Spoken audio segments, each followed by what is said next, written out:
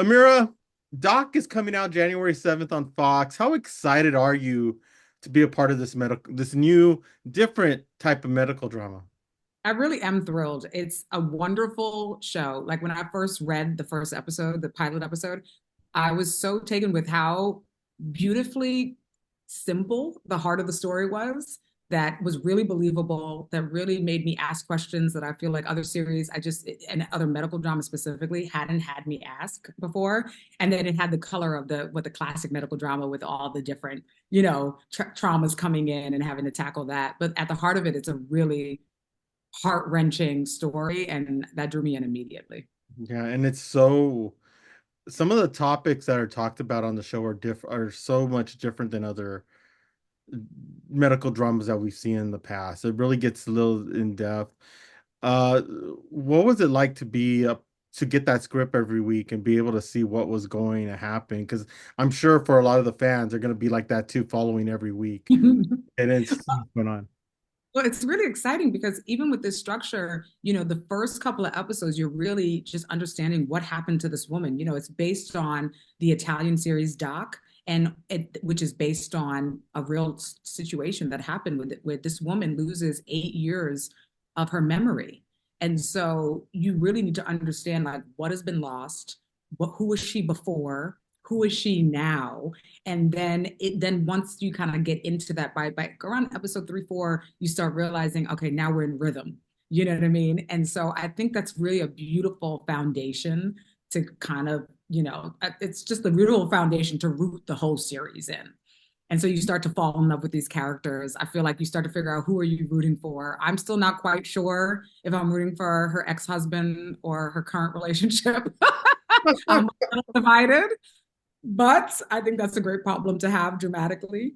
And so it was really exciting every week. Our writers are fantastic. And that's another thing I loved about it, because with all the TV that's out now, to find a story that's written so well, and, network TV, I mean, these writers, they know what they're doing. Hank Steinberg is a great producer. Barbie they're just divine quality people and super talented and know what this genre is. And I think that that's really makes a successful show.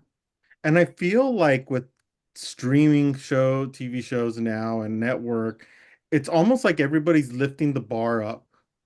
Like you have to make a better drama this time. You can't do what we've done in the past and rest on our laurels. And this one definitely does that.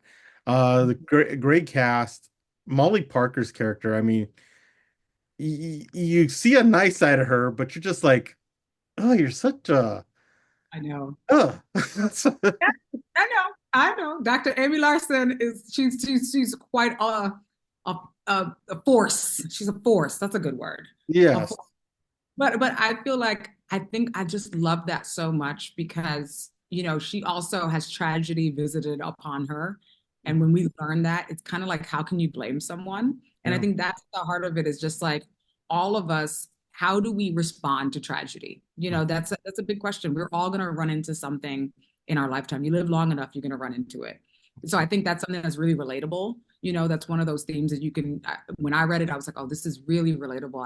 I can see kind of, because you can't blame her. Once you kind of realize what's happened to her, there's no one at fault. And isn't the perfect drama is when you have characters that are flawed, they're just flawed is to be human. And I think that I love that. And then to see her then respond to the same information in a different way, you just go, wow, it's really a choice. And so then it really turns it and flips it on its head and poses the question of just like, what would I do if given another chance? And how would I respond? And then everybody else, because we do have a wonderful cast. I'm really blessed to be surrounded.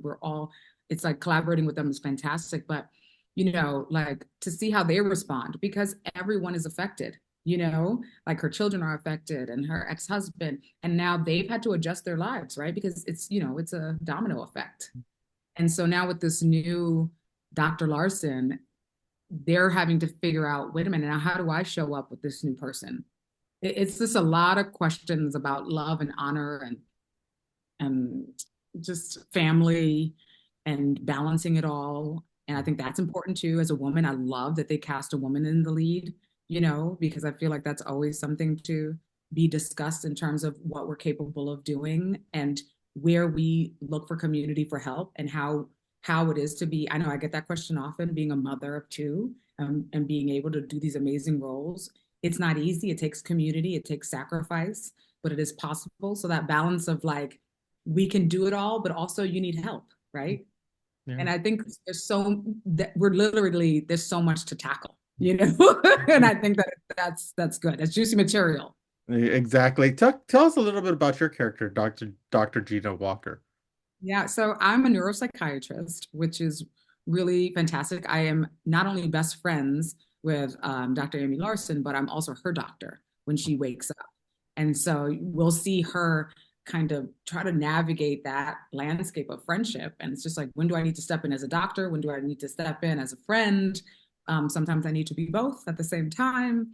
And I think the beautiful thing of like is our relationship is wonderful. When we met, it was so great. We were like, we came into the same room, we were doing the read through, the table read, and we looked at each other. We were like, this is going to be very easy. I have a feeling.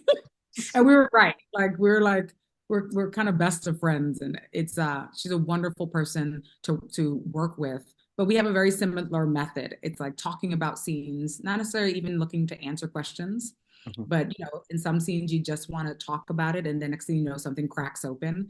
But so that relationship is special. And then at the end of the day, to play a neuropsychiatrist, it's like, the people I have to run into, we're talking about people with Alzheimer's, or we're talking about children. And, these are the more difficult conversations in terms of, how do we navigate that? And, it's pervasive. We're all having to deal with that more and more, sadly, it seems these days. So it's really an honor to enter that space. And as a Latina, an Afro-Latina, I mean, we're 5%. 5% are neuropsychiatrists from, I think that was a 2023 report.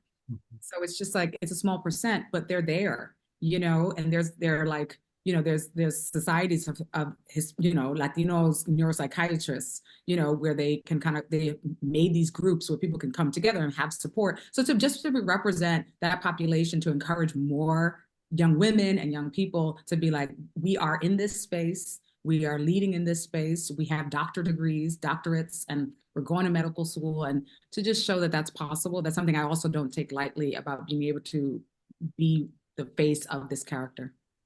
Yeah, and it's so important, and hopefully that does some little kid will see you on the show and want to be you.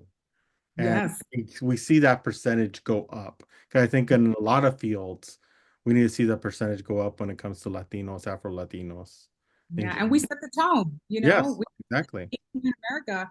I mean, even when I've traveled, you just go, wow, we really do set the tone for what is acceptable, or what, so when we kind of stretch our wings and embrace a more diverse landscape, which is really what we see. I mean, I live in New York, so this is, to me, it just makes sense. But Exactly.